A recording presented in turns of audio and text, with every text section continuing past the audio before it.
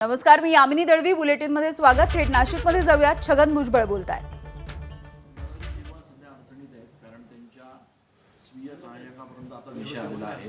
लाच घेतल्या प्रकरणी त्यांच्या पीएचं सुद्धा नाव आता गोवण्यात आलेलं आहे. जिरवाळ म्हणतात की माझ्यापर्यंत जर विषय आला तर मी राजीनामा देईन. मग ते बरोबर आहे ना. आता शेवटी पोलिसांकडे प्रकरण गेलं असल्यामुळे पोलीस त्याच्यावर चौकशी करतील. होम डिपार्टमेंटपर्यंत, CM पर्यंत, DCM पर्यंत काय खरं आहे, काय खोटं, काय जाते.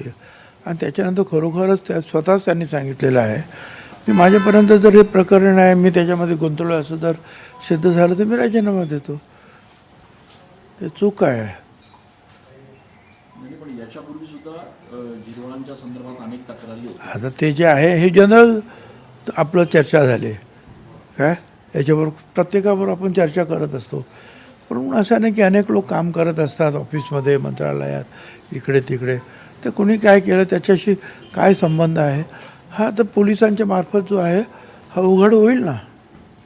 तर विलिनीकरणाच्या संदर्भामध्ये अद्याप काही निश्चित ठरलेलं नाही आहे.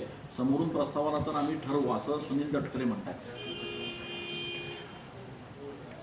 असं आहे ना की मला हे कळत नाही की रोज विलिनीकरण काय ही चर्चा आहे.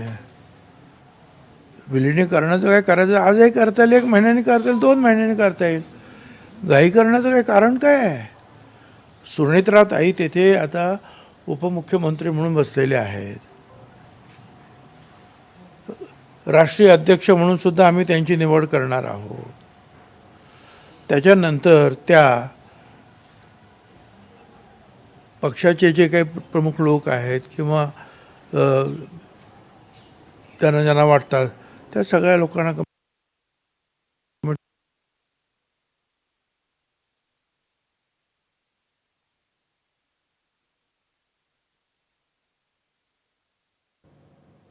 तर नाशिकमधून छगन भुजबळ बोलतायत. गेल्या काही दिवसांमध्ये राष्ट्रवादीच्या विलिनीकरणाची चर्चा होतीये. त्यामुळे विलिनीकरणाविषयी इतकी घाई कशासाठी असं त्यांनी म्हटलंय. पक्ष म्हणजे संघटना आहे. एखादा निर्णय एक माणूस घेत नसतो. त्यामुळे या सगळ्याविषयी चर्चा होईल. सुनेत्रा पवार यांच्याकडे जबाबदारी सोपवण्यात आल्याचं देखील सध्या भुजबळांनी म्हटलंय.